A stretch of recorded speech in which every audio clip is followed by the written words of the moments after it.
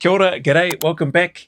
Here in this video, I thought I'll answer some questions that have come through. While the Step Ups is going in the background, that training session for today, this afternoon, which is Wednesday the 5th of November, when I did that, we've had some really nice weather the last few days, and today being no exception.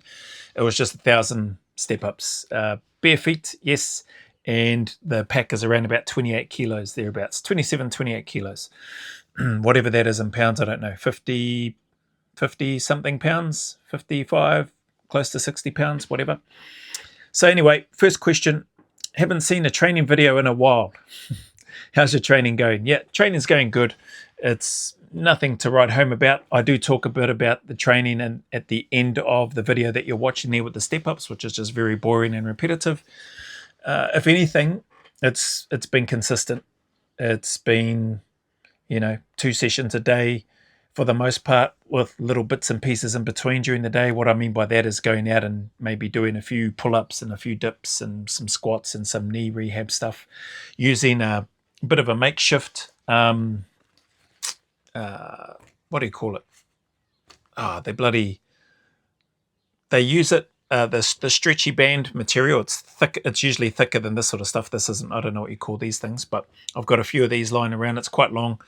But I've been using these and wrapping it around my knee and around my ankle just to help with some mobility. I forget the name of it. Flossing, I think that's what they call it, using a floss band. If you look that up, I'm pretty sure that's the name of it. This is not a floss band. This is just what I use as an improvised version. So I've been doing some of that in between whilst getting the trainings in. The trainings have been really basic. And yeah, like I said, nothing to write home about. But if anything, they've been consistent and they've been repetitive and along the lines of making sure that, I suppose, practice makes habit. I like that statement, that term. I got that from Mark Twight over at Jim Jones in Utah back in 2008 when I went over there. It was an invitation only gym at the time. So practice makes habit, trying to maintain and create as automatic a habit as I can when it comes to the training. So that's it from the training side of things. Why haven't you posted any training videos in a while?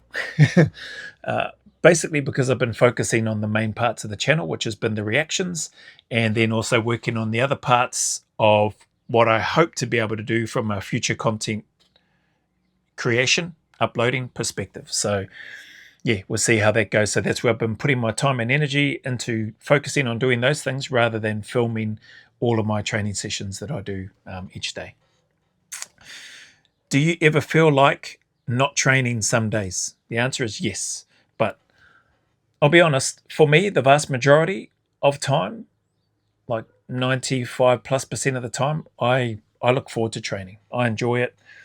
Whether it's slow and in a, what do you call it, a zone 2 capacity training session, or whether it's a more of a high intensity, or whether it's more of a strength-based session or whatever, I look forward to training. I like it. So I like how it makes me feel physically. I like how it makes me feel mentally. So I don't really not look forward to training very often, if at all. So as an example, I can't remember the last time I didn't look forward to training. Even with an injury, even with my knee, I still look forward and enjoy training. So anyway, that's that. Where are we? Oh yeah, and on that, how's the knee going? So basically my knee's going really good. It's still this is my left knee. It's still not pain-free yet, like my right knee is, but it's getting more and more to the point where there's less and less pain in my left leg and my left knee as I go. And I attribute that to just trying to be as consistent as I can and putting the reps in, yeah, so that's been helpful. So that's that on that one. Oh yeah, I just add a little piece here in regards to that, a memory jogger for me. So yeah, I haven't whacked out, this is still on the knee, I haven't whacked out 1,000 step ups at around about a 28 kg pack, unbroken, and not in bare feet either, not in a long time. I don't even know if I've had done 1,000 step ups in bare feet at around that weight. Definitely have done like 300, 400, 500, 600s in bare feet pretty regularly, but can't say, well, I can't remember doing 1,000 step-ups unbroken bare feet with regards to that pack. Not that that pack is super heavy, but it's a decent enough weight, I think, with regards to what I was doing and cracking out 1,000 reps. I actually thought it might have taken me an hour or close to an hour or a little over an hour or just under, but it turns out it was around about 40 something minutes to get through those 1,000 step-ups. So I'm happy with that. And that's that. So this next part, I'll get into, some of it will be a little bit of repetition from the posts that I've put up in and around the questions to do with the reckoning. So I'll just rattle off through these, and then there'll be some additional information which I've got to put up in a post anyway on the YouTube channel, and then I'll whack those over to Instagram as well. What is the reckoning challenge? So as I've put down, reckoning challenge, it's a 30-hour scaled version of an SAS selection. And it's designed to test your physical endurance, your mental resilience, adaptability, and individual grit and drive, or individual grit under pressure I've got here. So I do hopefully I make it clear, it's not for everyone, and it's okay. It's not meant to be for everyone. So if it's something that appeals to you, cool. If it doesn't, then just leave it alone. Second, why is the reckoning 30 hours? As I put in in an actual SAS selection, from my experience anyway, not only having gone through a couple, but also, being good friends with people that have done a few and or some that have been instructors. I've had the privilege to not be a senior instructor or anything like that, but be one of the directing staff supporting the senior instructors on a selection in Australia. Having been through that and having a bit of an understanding, the reason for the 30 hours is because on an actual selection, in addition to and or aside from people usually, or maybe not usually, but aside from some people failing some of the physical mandatory requirements, people often withdraw at own request, voluntarily remove themselves from the course within those first 24 to 48 hours. So the 30-hour reckoning experience aims to sort of simulate some of that environment and that pressure and that stress, and sort of dials into that element. So 30 hours is the time. It's also to try to make it a little bit more friendly for those that may be really keen and wanting to do it, but might not have the opportunity or the time to spare for 72 hours or 4 days or 5 days. So 30 hours is sort of a bit of a middle ground compromise, for want of a better term. Where are we? Next one. Who is the reckoning challenge for? Basically, it's for anyone seeking a serious personal challenge at the end of the day. It could be for those considering applying to the SAS, and I'll talk briefly about that shortly, and wanting a realistic taste of what it demands. So when I say that, those that are potentially looking at or considering or wondering if they should give selection a crack, I think if you're in the boat of being really undecided and unsure as to whether or not a career in the special air service is for you, then I think the reckoning is a great tool for you to get exposure to what the environment will be like and what you could potentially expect before going on to the selection.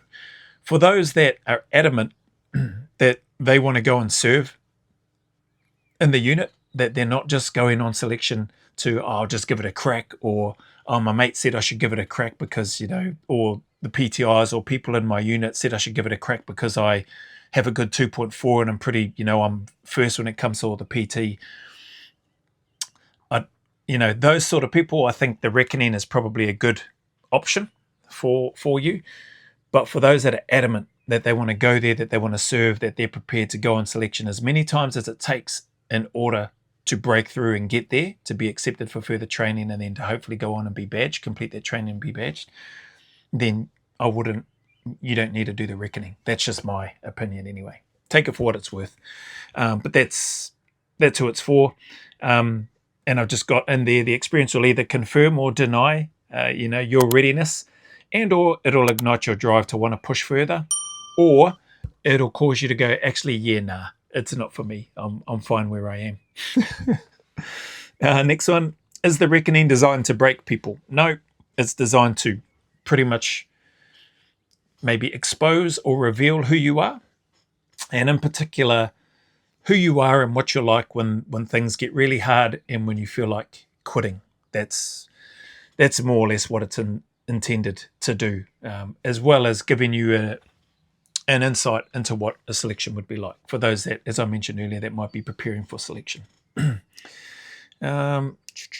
Next one, do I need to be super fit to attempt the reckoning? That's been a common question to attempt the reckoning challenge. Short answer is no. You don't need to be super fit. You don't need to be an elite level athlete. None of that. But you do, as I think I've put in the response there, you do want to be honest with yourself in terms of your own fitness ability and your fitness and physical ability and your own attitude. Hopefully if you're looking to come onto it, you've got a good attitude, positive attitude, and you're not a pessimist, and or more importantly, hopefully you're not a dickhead. So that's a couple of things there just to keep in mind. I do add in there the reckoning will uncover your preparation in regards to your physical ability, your mental toughness, your adaptability, your initiative, and your drive. Those things will be exposed, and you'll have a bit of an understanding why when I get to some of the other questions which haven't been posted up yet and the answers that I respond to with those. Number 6 in here, what kind of mindset do I need for the reckoning? So I'll put some information on there because that's been a fairly common question by people, and people have asked a lot in and around mental resilience and training and preparation for that. So what kind of mindset? I've put in here my take. You need a mindset that's built on consistency and discipline, humility and teamwork. I've also got in here perseverance and a willingness to step into the unknown. So those are things that you'll want to be willing to do and have a mindset for, or have an appetite for at least. And if you're willing to try and stay calm under pressure, if you're willing to listen and follow instructions, and you're willing to give your best effort even when you may feel like quitting, then you're ready to give this a crack, is what I would say. You're ready to start. Next one, can anyone attempt the reckoning? Yes, anyone 18 years or older and with the right attitude can attempt it. Whether you're preparing for service, whether you're an athlete, or whether you're just someone looking for a challenge. And I would say this is a pretty significant. Is it life-changing? It could be for some.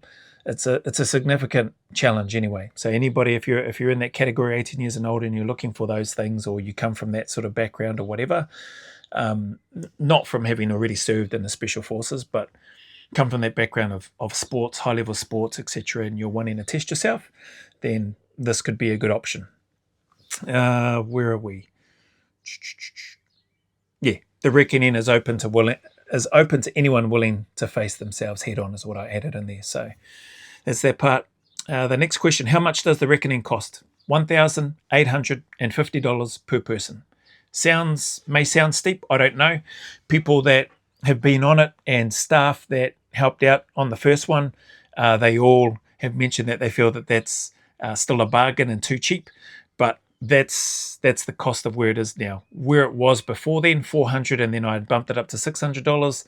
That was way too cheap, and it cost me financially, but that's okay. Like, that's in the past.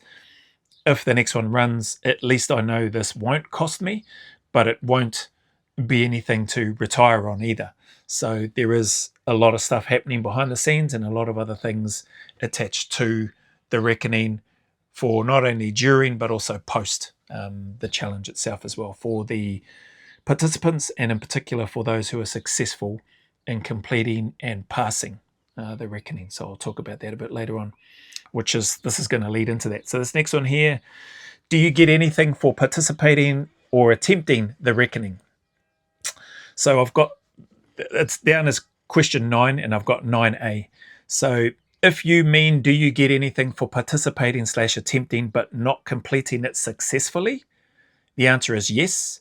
You'll get a thank you, you'll get a handshake, and you'll get a debrief, and then you'll be dropped off to the start point of where you arrived on day 1 for the challenge itself, for the reckoning challenge itself. So that's what you'll get for participating or attempting but not completing it successfully. That's 9A. So I'll put this in a post. 9B, so in response to the question number 9, if you mean, do you get anything for successfully completing the reckoning? The answer is yes. So as a minimum, you'll receive that custom t-shirt, which is earned, never given, and you'll receive a challenge coin specific to your event that you successfully completed. Okay. 9C on the back of that, so still in relation to if you get anything for participating, attempting versus completing and or not successfully completing. So in here, 9C, if you mean, do you get anything for still being there at the end, but not successfully completing the reckoning challenge? Yes, you'll get the same as 9A. You'll get a thank you, you'll get a handshake, you'll get a debrief, you'll be dropped off to the start point of where you were, but you won't be sticking around with those that have successfully completed it. Okay, so hopefully that makes sense. 3 parts to that question there. Question 10 then, which leads on to the back of that with a little bit more information. So what are we being assessed on during the reckoning?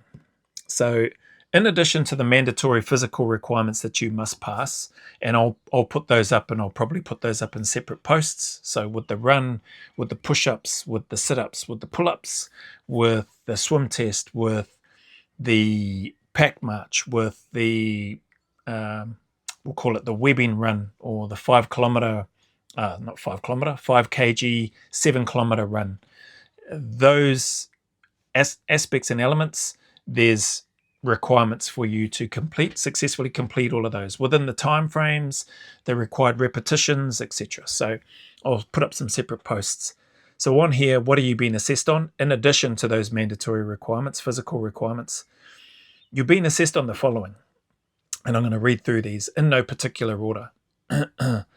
And this isn't everything either, but this should hopefully give anybody that's seriously considering wanting to participate in the reckoning a good enough idea of what this is and what it is that you're signing up to and what it is that you're wanting to participate on and or challenge yourself in. Okay, so you'll be assessed on your ability to process and follow instructions. Okay, the instructions by and large are very basic and very simple. You're not doing any weapon handling. You're not having to do any complicated navigation. I'm not giving you a map and then taking you through some instruction on how to, not on this version of the reckoning anyway. Longer versions will probably incorporate some of that, some more technical stuff. Probably won't be able to incorporate the weapons because of the legalities and the way things are in here in Aotearoa, New Zealand, but there's other things that we can include. But for this 30-hour reckoning, your ability to process and follow information is important. Your ability to work as a team member. Your ability to work autonomously, to work in isolation, to be out on your own. That's going to be important. Your ability to lead and your ability to follow are going to be critical during the reckoning. How you handle stress is going to be important. Your problem-solving abilities is going to come under the microscope.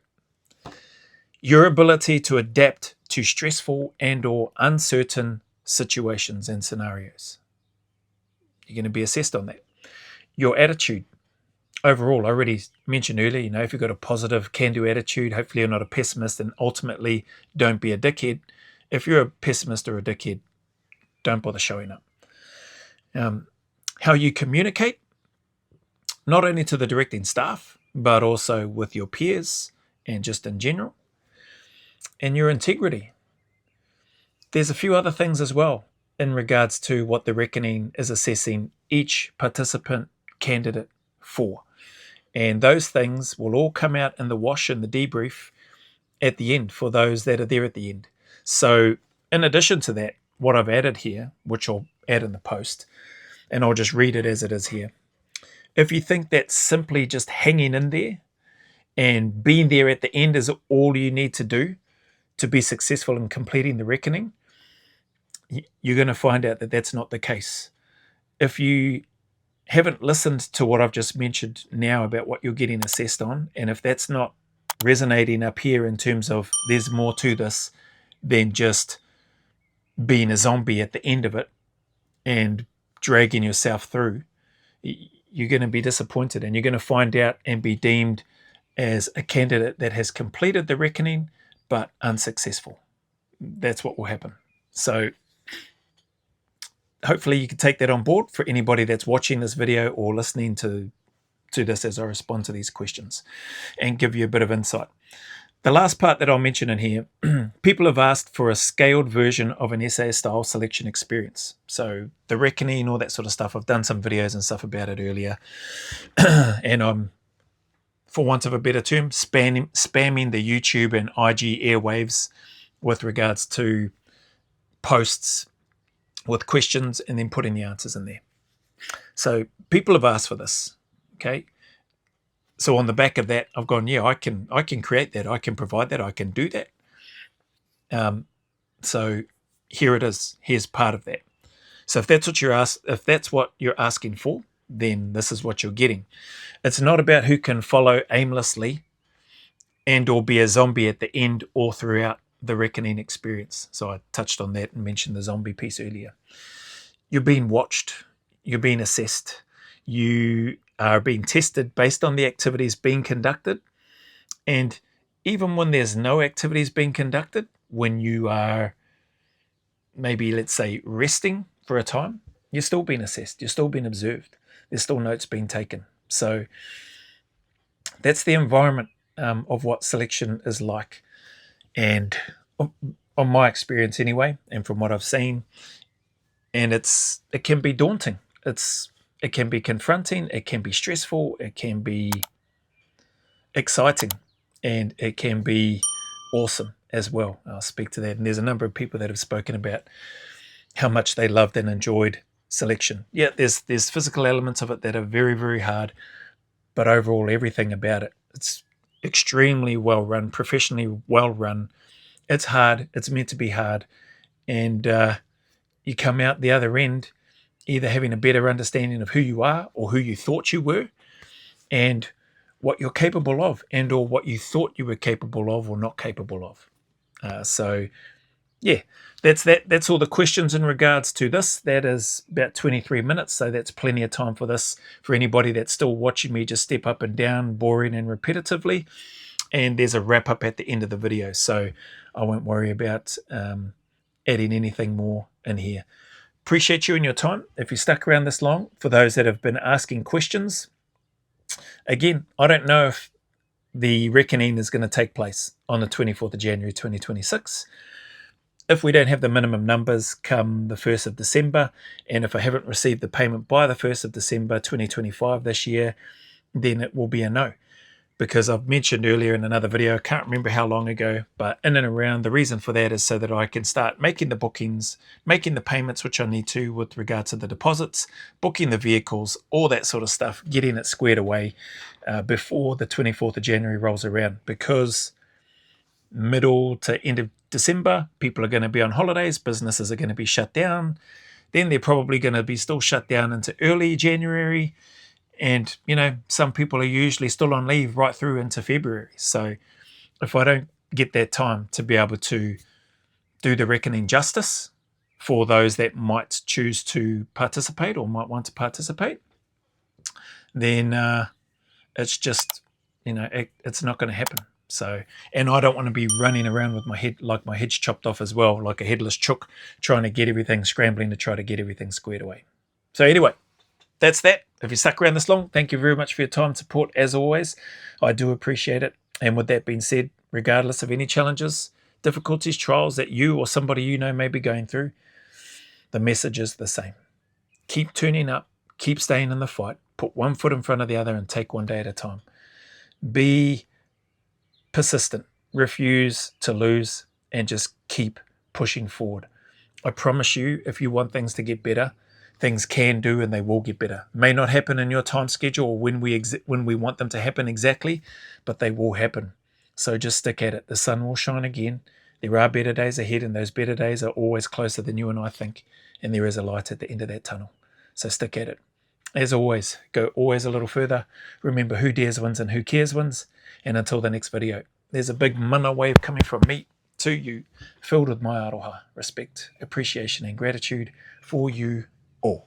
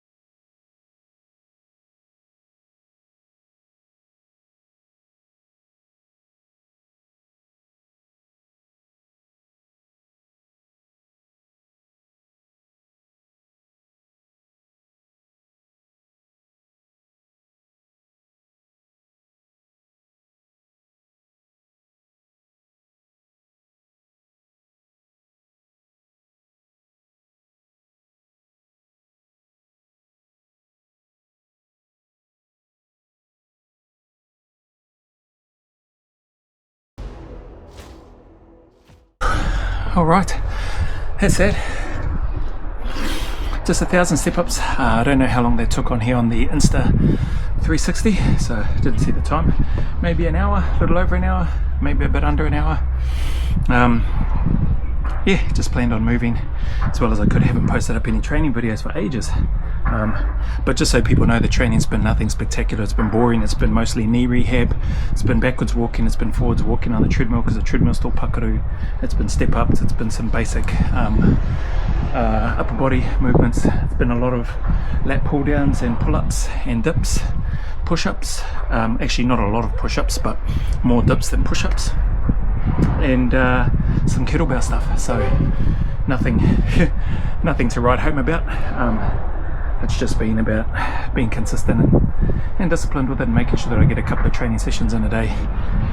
Man, it's been awesome not having to film 2 sessions a day, plus do some recording of the reactions, plus trying to coordinate and organize other things for the content for the channel. I've been able to hammer out heaps and just focus on the reactions and work on reaching out and trying to get some other stuff sorted, working on the stuff that I've got with the police later on at the end of this year. Reached out to one of the search and rescue helicopter teams, so just waiting to hear back. Once, there's no rush, so there might not be anything with them until next year, possibly. Who knows, maybe something before the end of this year, but we'll see. It's on their schedule. Yeah, just a bunch of stuff, so it's been going good. Good to get through that. Knee is going well, I would say. So I was starting to feel that at the start until it starts to get loosened up and warmed up. I did do a bit of a warm up beforehand.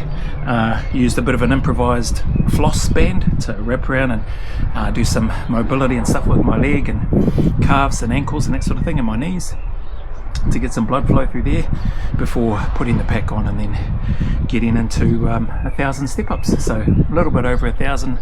Started off doing them in sets of 25 each leg, then I think I switched and did 50 on each leg, then back to 25s, and I think I did 75 on each leg, and then back to 25s, and yeah, I might have done 10s on each leg for a little bit as well. But either way, just wanted to get through 1,000 reps unbroken if I could. The pack weight is just under 30 kilos. Old faithful pack here is just under 30 kilos. This is probably about 28 kilos, 27, 28 kilos all up. Apologies about the wind. Hopefully you can still hear me well enough. And what else is there? I think that's about it. Nothing spectacular. Just thought I'd film this session because I haven't posted up any training sessions in a while, and that's just because I've been focusing in on what I want to do for the channel, and so that'll probably come out in Frontline Fridays with a few questions that have come through again for this week. Some good questions too, some thoughtful ones, so appreciate that. And then I've been posting up some stuff, been spamming YouTube posts and Instagram posts with just Q&A information about the reckoning and that sort of stuff, so I'll keep spamming a bit more of that for this month, because I really didn't do anything pretty much most of last month, and then people, like I said in the video update that I posted up yesterday or day before, people have been asking about what's going on, so thought, heck, I better post that stuff up in case people do want to do the one on the 24th of January next year, 2026. Otherwise, if not, it'll probably be April if I offer another one. I might just get too hard with it and not worry about it, so we'll see. A few people have reached out, said that it's given them something to focus on and train for, so we'll see how it goes anyway. But that being said, if you made it this far, thank you very much for your time. Appreciate you sticking around and for your support. As always, the message is the same. Any challenges, difficulties, hard times that you may be going through, man, I just encourage you, keep tuning up, keep staying in the fight, keep putting one foot in front of the other, take one day at a time. Just know and trust that things can do and will get better. The sun will shine again, just like it is here in Te Whanganui Atara, Pōneke, Porirua, Wellington, Aotearoa, New Zealand. We've had some pretty good weather the last few days actually, so I'm grateful for that. So anyway, just stick at it, eh? Things will get better. There is a light at the end of that tunnel. So as always, go always a little further. Remember who dares wins and who cares wins. And until the next video, there's a big mana wave coming from me to you, filled with my aroha, respect, appreciation, and gratitude for you all.